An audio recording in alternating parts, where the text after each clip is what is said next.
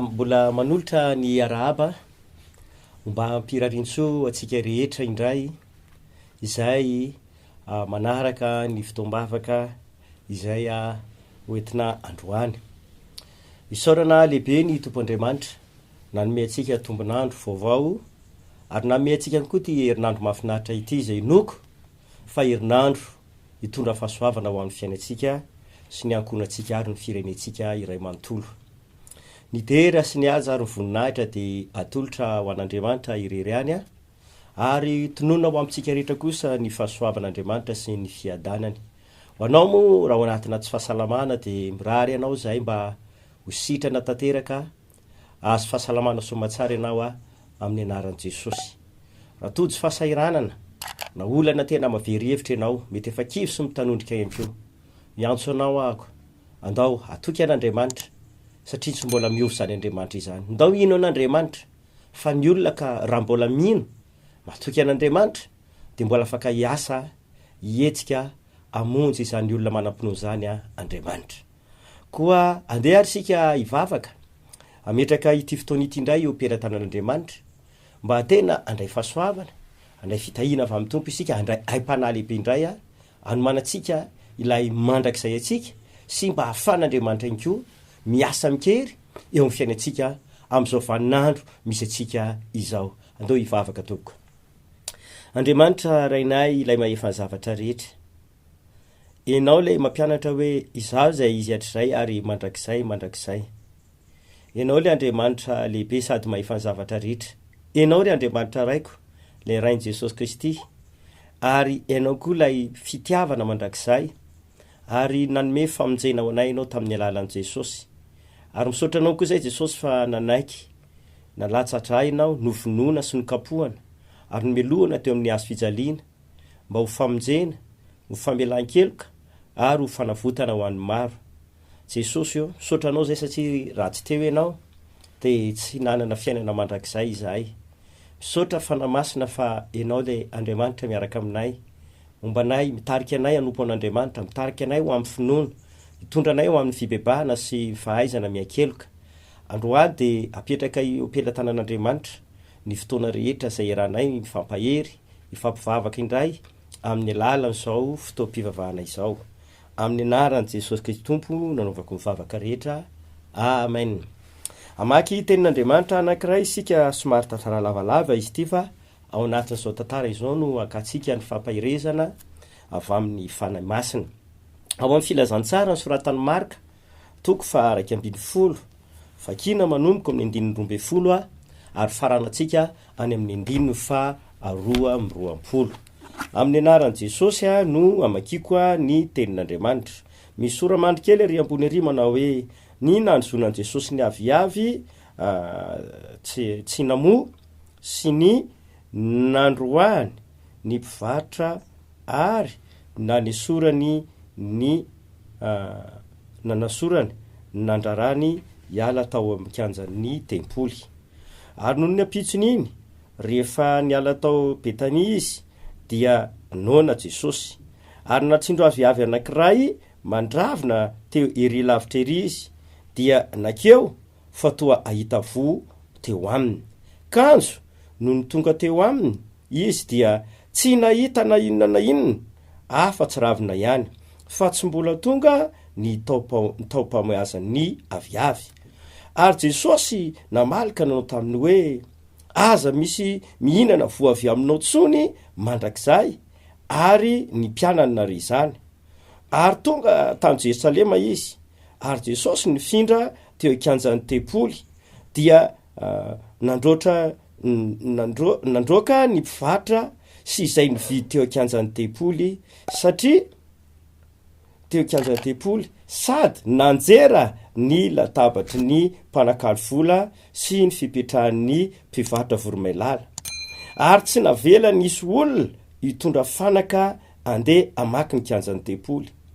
Dia nampianatra izy ka nanao taminy hoe tsy voasoratra hoe va ny tranoko atao hoe trano fivavahana ho an'ny firenena rehetra, dia fa ianareo kosa efa manao azy hoy zoy fiarin'ny jiolahy. 2:20. ary na re zany no ampisorona mba amin'ny mpanorandalàna ka dia nitady izay amin'ny azy saingy natahotra azy izy satria talanjona ny vahoaka rehetra no ny fampianarany ary isakariva dia niala teo an-tanàna izy ary noho ny maraina raha nandalo izy dia hitany fa efa nalazo hatramin'ny fakany ilay aviavy ary petera na tsiaka nanao taminy hoe raby eo indro efa malazo lay aviavy no soninao ary Jesosy namaly ka nanao taminy hoe manana finoana an'Andriamanitra. Averiko lay 2:20 ary Jesosy namaly taminy hoe ary Jesosy nanao taminy hoe manana finoana an'Andriamanitra. Avy amin'ny alalan'io tantara ataoko hoe ny akamaroantsika angambany efa saiky nafantatra izany tantara izany, saiky efa naheno izany tantara izany, efa nahita sy namaky izany tantara izany tao anatin'ny baiboly ihany koa, efa renao matetika ihany koa notoriana tany anatin'ny trano fivavahana izany afatra izany. Anitsika dia hianatra aloha hevitra fohy anankiray manao hoe manana finoana an'Andriamanitra, manana finoana an'Andriamanitra hoy Jesosy Kristy Tompo. Ambara amintsika mantsy ry mpiainoavana dia izao. Anisan'ny singa anankiray tsy afaka misaraka mihitsy amin'ny fivavahana kristianina ny finoana an'Andriamanitra. Na izy milaza fa olon'Andriamanitra, kristianina, olona mivavaka, dia averiko tsara mihitsiny fa antsono ny baiboly isika ary Jesosy eto dia miteny mihitsy nilaza tany Petera hoe manana finoana an'Andriamanitra ianareo. Ilaina zany ny kristianina, ilaina re olon'Andriamanitra tena manana finoana an'Andriamanitra. Anisan'ny tena hoe ivon'ny fivavahana kristianina ny finoana. Andriamanitra mantsy dia ambarako amintsika tsara mihitsy fa afaka tena hiasa, afaka anao zavatra lehibe ary mbola afaka manao zavatra mahagaga tsy takatry ny saina izy hatramin'izao vanim-potoana misy atsika izao. Izay nataon'Andriamanitra fahiny, izay efa nataony hatramin'izay, dia mbola hain'Andriamanitra ny manatanteraka izany hatramin'izao vanim-potoana mbola itenenantsika izao. Afaka mbola hiasa amin'ny fiainany tsirairay avy Andriamanitra, mbola afaka hiasa amin'ny fiainany ankonana rehetra Andriamanitra, mbola afaka hiasa amin'ny firenena anankiray Andriamanitra, fa ny ilain'Andriamanitra ary ny tian'Andriamanitra hita amintsika dia hoe manana finoana an'Andriamanitra isika. Miankina mitanteraka amin'ny finoana no ahafahan'Andriamanitra hiasa eo amin'ny fiainany tsirairay avy, miankina tanteraka amin'ilay finoana ao anatin'ny olona, miankina amin'ny finoana izay mipetraka ao anatin'ny olona no ahafahan'Andriamanitra miasa, ahafahan'Andriamanitra manatanteraka izay zavatra ilain'ny olona sy irian'ny olona mandrak'androany. Hebreo 4:19 dia mazava be ny tenin'Andriamanitra hoe izay manatona an'Andriamanitra dia tsy maintsy mino. Iny ny tapany voaloha izy moa dia mampianatra mihitsy hoe raha vao tsisy finoana dia tsy misy azo atao mihitsiny, tsy misy ninina azon'Andriamanitra atao ahafahany manome sitraka atsika. Raha vao tsisy finoana hoy izy, Andriamanitra inge Andriamanitra fitiavana, Andriamanitra inge Andriamanitra mpamindra fo Andriamanitra inge Andriamanitra tena hoe mpamela heloka ary Andriamanitra dia voalaza ny soratra masina mihitsy fa mahari-po sady be famindra-po fitiavana izy. Kanefany na dia Andriamanitra fitiavana aza izy, na dia Andriamanitra mpamindra fo aza izy, na dia Andriamanitra efa namela heloka aza izy, dia ambara amintsika tsara mihitsy fa ozy ny Hebreo raha vao tsisy finoana dia tsy misy ninina azon'Andriamanitra atao amin'ny fiainantsika. Ary raha vao tsy manana finoana ny olona dia tsy afaka manome fankasitrahana ho an'izany olona izany mihitsy Andriamanitra. Midika izany fa tena ilaina na hoe hery anankiray ilaina tian'Andriamanitra nanantsika foana eo amin'ny fiainantsika isan'andro san'andro, izany atao hoe finoana izany. Ilay finoana ao anatsika mantsy, le finoana nipetraka ao anatsika io no jerevan'Andriamanitra, io koa ny tian'Andriamanitra nanantsika, ary io le tena mahafaly an'Andriamanitra indrindra satria mbola inon'ny olona zany, mbola eken'ny olona zany, ary mbola itokin'ny olona ihany koa fa velony zao Andriamanitra zao. misy zao Andriamanitra zao, le Andriamanitra tsisy mpamorona, le Andriamanitra ny andohano zavatra rehetra, le Andriamanitra hoe velona mandrakizay, izy io de miantso ny olona rehetrarehetra mba anana izany atao hoe finoana izany. Ny finoana de ambara amitsika mantsy fa io no mahatonga an'Andriamanitra hetsika amonjy atsika izy io. Io finoana io no mahatonga an'Andriamanitra hetsika eo amin'ny fiainanao. Amin'ny fotoana ianao manana ny finoana io de miantso an'Andriamanitra hetsika amonjy anao, anao zavatra lehibe eo amin'ny fiainanao. Izay mino ihany no afaka hita ny voninahitr'Andriamanitra, ozy voalaza ny soratra masina. Izay mino ihany no afaka hita ny voninahitr'Andriamanitra. Aitsika tsara izay tenin'Andriamanitra izay any amin'ny Jaona 2:7 any. Raha maty Lazarosy tamin'izany fotoana izany, i Marisy Marta efa tena nitomany, nalahelo. Ary rehefa tonga Jesosy Lazarosy nge efa naleviny, Lazarosy nge efa tao am-pasany, Lazarosy nge efa kotiana ohatrany hoe efa tsy nisy intsony. Ary zay natonga ny Marta, zany koa natonga ny Maria teny Jesosy io, raha teto zao ianao de tsy maty Lazarosy, satria tao anatin'ny aretiny izy. Ary izy miravavy de mino hoe Lazarosy nge olona mivavaky, Lazarosy nge olona tena hoe nino an Jesosy, nanaiky an Jesosy, niaraka tamin'i Jesosy Kristy ary olona tena nino an Jesosy Kristy mihitsy i Lazarosy, ary niaraka tamin'izy miravavy. De ain'izy miravavy tsara zany hoe raha tamin'ny fotoany Lazarosy narariny no teto Jesosy, de afaka nametrahan Jesosy tanana izy de sitrany any aretina tao aminy. Nefany Jesosy Kristy efa voalevina Lazarosy, izay vo tonga Jesosy. De hoy izy miravavy raha teto zao ianao tsy maty Lazarosy iny.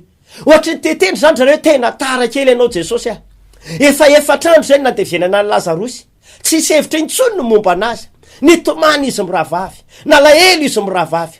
Fa ho Jesosy Kristy tompo taminy, andaotsika ho any amin'ny fasana nandevenana ny Lazarosy. Ny olona rehetra tamin'izany fotoana izany ene gagy, ny olona rehetra ke tamin'izany fotoana izany mety ny salasala sy ny anahany hoe ahoana koa zany, olona efa maty, efa nalevina, koa ninona any amin'ny fasana. Sasa mety nietrehitra hoe mety nalahelo loatra Jesosy, mba hijery zay fasana nandevenana azy ve izy, mba jerevana hoe tena maty marina ve, mety samy nanana ny ady hevitra sy ny tany anatin'ny sainy tany ny olona. Fa rehefa tonga tao amin'ny fasana zay nandevenana ny Lazarosy, de zao ny tenen'i Jesosy Kristy tamin'ireo Marta sy Maria: esory lay vato nandevena, lay nanakonana ny varavara-pasana izay nandevenana ny Lazarosy. De zay mahatonga n'lay Jaona 2:5 milaza manao hoe raha mino anao de hitanao ny voninahitr'Andriamanitra. Jaona 2:7.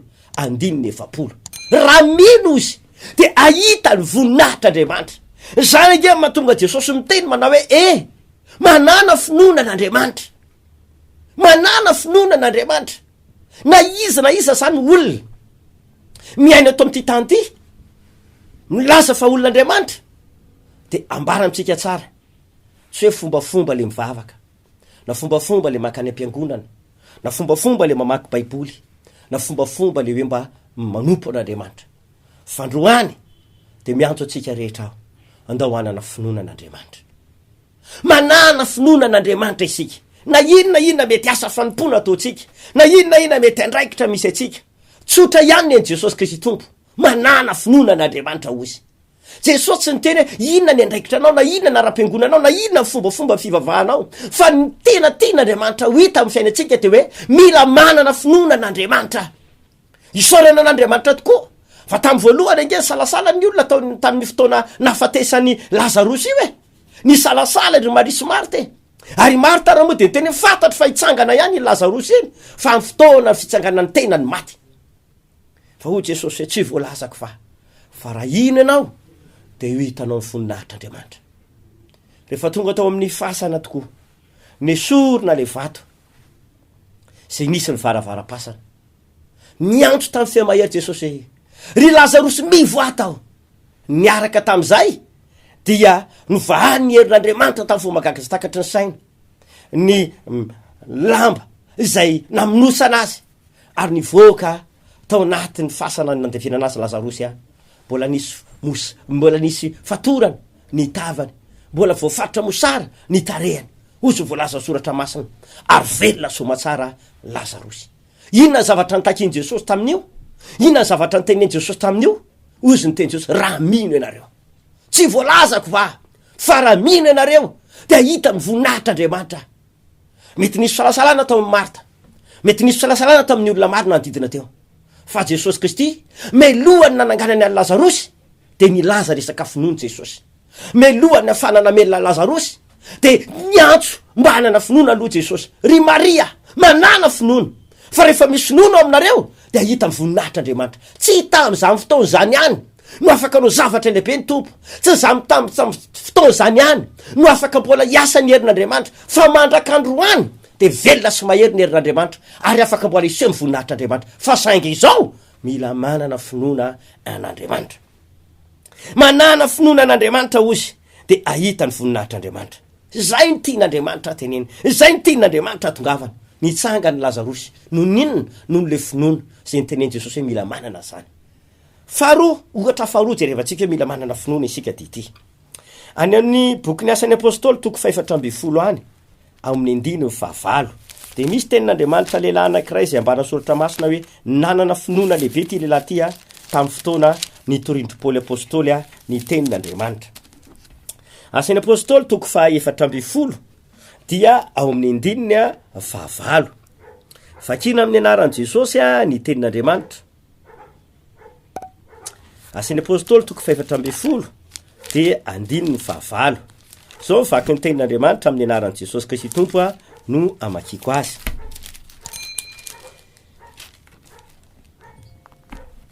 Eo amin'ny 9:9. Asan'ny apôstôly toko 420 9:9. Ary nisy lehilahy anankiray nipetraka tany Listra, nalemy tongotra hatrany kibon-dreniny ka tsy afaka namindra.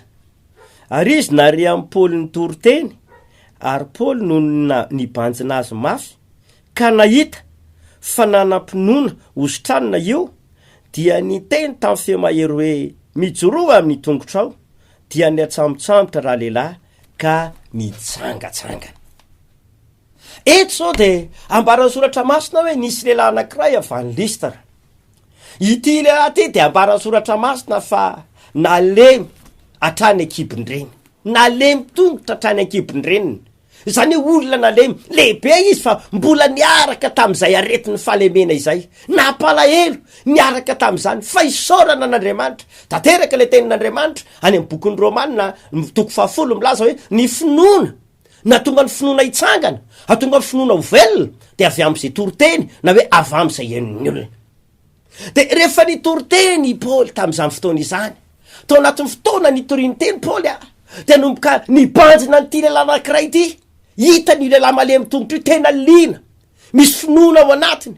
De ozy ny soratra masina hoe rehefa hitany Paoly fa nanana finoana ositraniny ty lehilahy ty, tena nomboka nanatona an'ilay lehilahy i Paoly apôstôly. Sany iny fa tsy ty lehilahy ty rery no nientoriteny tao, tsy ty lehilahy ty rery no nanatrika ny fotoana zay nitoriny Paoly teny io, fa mety nisy le olona maromaro tao. Fa ity lehilahy ty no hitany Paoly manana finoana ositraniny, nanana le finoana ositraniny ty lehilahy ty, velona le finoana tao anatiny rehefa nandrehan'le toriteny izy. De niaraka tamin'izay de nanomboka nanatona azy Paoly, de nanomboka niteniny mijoroa amin'ny tongotra anao. Niaraka tamin'izay niatsamotsamotra sady nitsangatrangana le lehilahy de sitra nateny eo.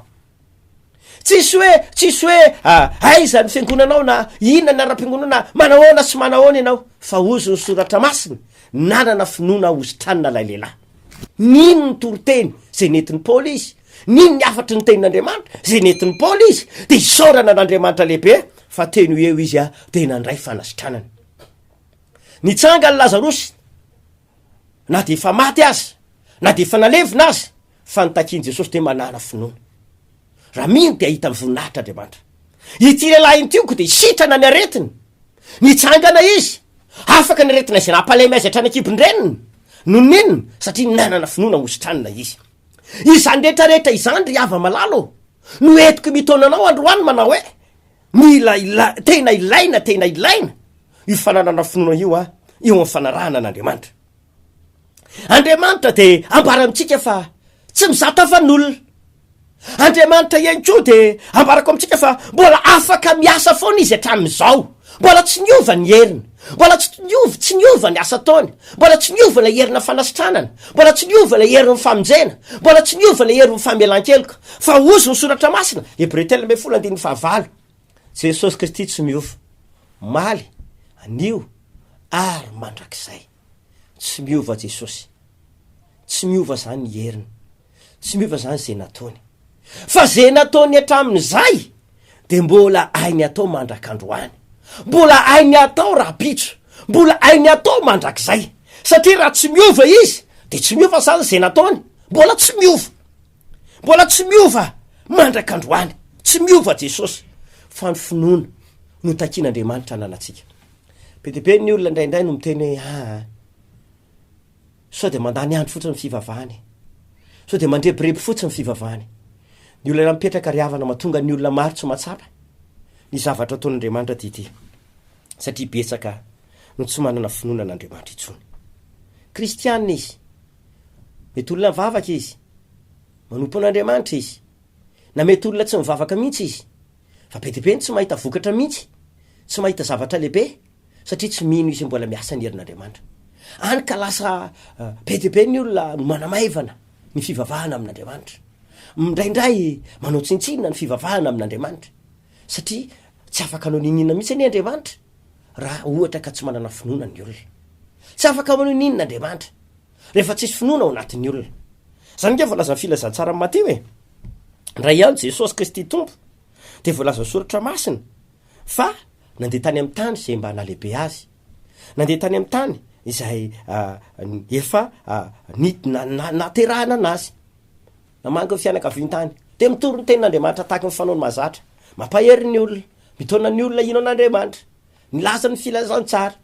Rehefa avy nitory teny Jesosy Kristy fanaony hatramin'izay de mivavaka ho amin'ny marary, mamoaka témonie, manao asa manao asa amin'ny olona zay mila izany teo manatrika an'ilay fotoam-bavaka.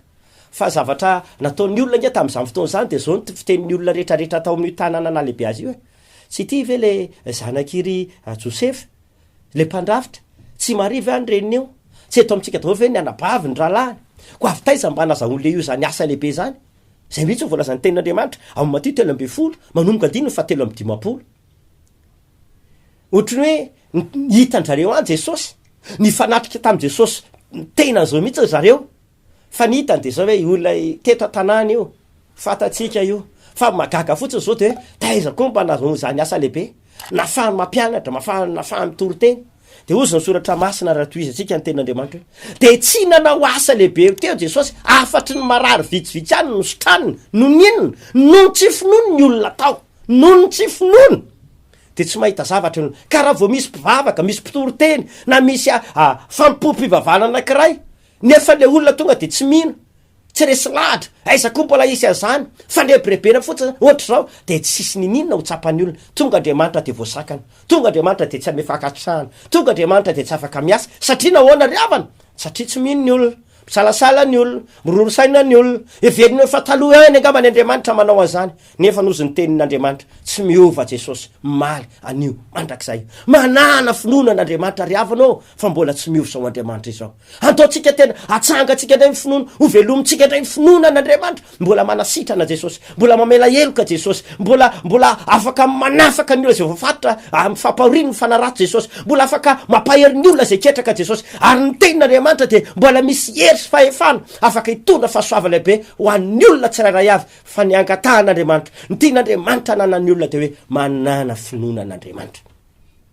Jereo ny tantara hitantsika io mazava be eny rehefa tonga tany amin'ilay tany Betania Jesosy, araky ny voalazan'ny Marka 4:10 ny angatsika teo tamin'ny fotoana io nohony Jesosy, satria ho tonga olombelona izy tamin'izany fotoana, tafinofo aman-drà, nateraky Marie Virginy fa hoe ho ateraka tokoa mba hitondra famonjena sy famelan-keloka ho an'izao tontolo zao, mba tonga ny olona tafaferina amin'Andriamanitra indray hanana ny fiainana mandrakizay, ho tonga ny olona ho amin'ny famelan-keloka. De rehefa tonga tao amin'ny toerana io Jesosy nahita aviavy anankiray izy, nananteny izy hoe mba hihinana voa avy amin'ilay aviavy kanjo, le aviavy mandravina, tena mandravina be, fa ny olana tsisy voany na de anankiray ara-tao. rehefa tsy nisy voany na de anankiray ary to amin'ny aviavy io a de voalaza sotra na nozonony Jesosy le aviavy aza misy mihinana voavy aminao tsony mandrak'zay niaraka tam'izay tokoa de lasa randery Petera eny mpianatra rehetra zany eny Petera zany ozona nataony Jesosy tam'ilay aviavy izany zava-magaga de ity hazo ane io zava-maniry ane io fa rehefa niverina tao Petera ny pitroniny mitazana indro maina hatramin'ny faka le aviavy lasa Petera nanatona Jesosy de niteny raby eo mpampianatra eo le aviavy nozononao iny ake ka maina hatramin'ny fakany te ampianatra Jesosy te hoe hitanareo io teny io io teny aloako ny vavy misy fahefana io aloha io teny zay lazany misy fahefana kanefany raha tianao isy fetraikany zany manana finoan'Andriamanitra fa tsy izy natao tamin'ny aviavy io any afaka hitranga amin'ny fiainanareo izy raha toy izy atsika io tantara io fa niteny Jesosy tenenina tamin'ireo mpianatra zay nanara-dia azy zany de zao mila manana finoan'Andriamanitra fa aza lefa fotsiny am'izao fampona mila manana finoan'Andriamanitra andaotsika ariverina ino an Jesosy indray izy lay janak'Andriamanitra lay tokana nomeny ho mpamonjy zao tontolo zao tsy nisy Jesosy be de be fa Jesosy anankiray kalitena raha anankiray ihany no nomen'Andriamanitra ho famonjena fanavotana zao tontolo zao ty tsy nisy karazana raha be de be fa raha anankiray kalitena raha anankiray nomena ho an'ity zao tontolo zao ty andaotsika am'izao vanim-potoana zao andaotsika am'ty fotoana ity iverina ino an Jesosy indray andaotsika ino fa izy le mpamonjy atsika andaotsika ino fa izy le mpanafitra atsika andaotsika ino fa izy le lalany tonga atsika makany amin'ny fiainana mandrakizay andaotsika ino fa raha bebakitsika mifony eo anatrehany de mbola afaka mamela heloka atsika izy ka nanantsika fiainana mandrakizay raha mino anko anao de afaka hitona fanasitranana izy afaka hitona vahaolana izy afaka hitona fanafahana izy voalaza ny tenin'Andriamanitra Jaona toko voalohany andiny faefatra zao de milaza manao hoe izy Jesosy izy no nisy-piainana Jesosy le teny tonga nofo fa Jaona toko voalohany andiny faefatra de amafisy ny tenin'Andriamanitra izy no nisy-piainana andao ino azy tsika am'ty fotoana ity aminatin'izao vanim-potoana zao andao verina ndray ino an Jesosy andiny tena tanteraka anatrehan'Andriamanitra mbola tsy miova Andriamanitra sy ny ataony mbola tsy miova Andriamanitra sy ny asa vitany mbola tsy miova Andriamanitra sy ny famonjena ary mbola tsy miova Andriamanitra sy ny fanasitranany mbola tsy miova Andriamanitra sy rehetra nataony hatramin'izay fa nitakian'Andriamanitra manana finoanan'Andriamanitra enoy tsara raiso ampahalinana raiso ampitiavana ny tena pitandr'Andriamanitra aminao fa raha any tokantrano any arenao zao anomboka in'Andriamanitra mino azy zany aivy mbola tsy miova Jesosy aivy mbola tsy miova ny heriny Jesosy nisy mpiainana raha tianao isy fiainana teraka raha tianao isy fiainana ho tonga raha tianao isy fiainana hitranga zany eo aminao de raiso Jesosy mino anazy ianao fa izy nisy ny fiainana ety ambonin'ny tany fiainana mandrakizay ao am Jesosy daholo lalana zany ozy soratra masina zay manana ny zanako manana fiainana mandrakizay Jesosy le mpaome fiainana be de be fiainana am'karazany maro ny fiainana ny an-tanitra sy le mandrakizay de ao am Jesosy ny azahoantsika an'izany ny fiainana rehetrarehetra ety ambony tany ao am Jesosy ny azahoantsika an'izany fa ny olana mipetraka am'izao fotoana zao ry havanao de maro ny oatra ny olona no lasa tsy mino ny herin'Andriamanitra tsy mino ny famonjen'Andriamanitra tsy mino ny fivavahana intsony ary be de be ary lasa mampalahelo fa lasa mety manambaivana na montsinitsinina ny fivavahana mihitsy malahelo nefa ny Andriamanitra ry zany fa miantso anao androany tia atsika rehetra Jesosy tia atsika Andriamanitra ry havana manana finoanan'Andriamanitra manana finoanan'Andriamanitra mitona anao noho izany raha nio ianao nitody zao afatra izao raha nio ianao nataon'Andriamanitra anay zao ten'Andriamanitra izao raha marary ianao petrao fatra marary tany anao raha tena vonina ino an'Andriamanitra andrainy Jesosy ho tompo samonjy ny fiainanao manokana ianao resy lahatra ny am'izany teny zany petrao mifono ny tany anao fa hivavaka am'izao fotoana zao raha io misotranao amin'ny anaran'i Jesosy ny amin'ny fahasoavana famindrapo ny fitiavanao ny olona rehetra nandrety afatra ity mamela heloka ianao Andriamanitra ary mamindrafo ianao niza mino manana finoanan'Andriamanitra de ekeo izy Andriamanitra ho zanakao atsangano izy olonao ary na iza anatina olana ao anaty aretina reo mametraka ny tanany ny faritra marary azy amin'ny anaran'i Jesosy didiko ny aretina sy ny rofo rehetra tahaka an'izay nataon'Andriamanitra tamin'ny andron'ny Paoly apôstôly didina ny aretina hitsahatra ongotana ny loharano aretina ho ritra ary foanako amin'ny anaran'i Jesosy Kristy tsofina rano izay rehetra marary de ho sitrana afaka ny aretiny ary ny olona rehetra am'izao vanim-potoana izao de ho kasihan'Andriamanitra indray iverina ny famonjena hitsangana ny finoany ka hatoky an'Andriamanitra amin'ny anaran Jesosy Kristy Tompo. Maro indray ny olo tonga zanak'Andriamanitra anana fiainana mandrakizay. Amen. Tain'Andriamanitra tompoko, mirary fiadanana, mirary fahasoavana ho antsika rehetra. Isaorana ny tompo lehibe izay afatra izay. Hitondra ny filazana ny tenako izay fiangonana RHEFI Androndrakely dia manana fitombavaka lehibe voalohany isaky ny Talata sy ny Alakamisy ny andavanandro io, de misy fitombavaka ngezabe ataony fiangonana RHEFI Androndrakely manomboka amin'ny 12 ora azafady ka hatramin'ny 2 ora tolakandro. Io fitombavaka io dia arahana tenin'Andriamanitra sy fampianarana tenin'Andriamanitra ary misy vavaka fanafahana ihany koa. Ankoatran'izay ihany koa nefany ny Alahady ny fiangonana RHEFI Androndrakely de manana fitombavaka, misy ny amin'ny 9 ora maraina, amin'ny 20 ora maraina, amin'ny 10 ora maraina, ary ny atoandro amin'ny 12 ary ny tolakandro dia amin'ny 2 ora. Misy tenin'Andriamanitra maro raisinao ao, misy vavaka ho an'ny marary ao, misy fanafahana lehibe ataonay fandroana ny karazana fanaratsy ny demonia na ozona mamatotra ny olona, karazana fanana famisaviana, tongavy ianao fa Jesosy Kristy mbola tsy miova. Mino ianao vakandray fahasoavana zany ka nasako atsika rehetra. Raha te iona aminay moa ianao, raha mila vavaka na torevitra ianao, aza misalasala, misy laratarbio ifandraisanay aminao, samio tain'Andriamanitra, mirary fondrindra tompoko.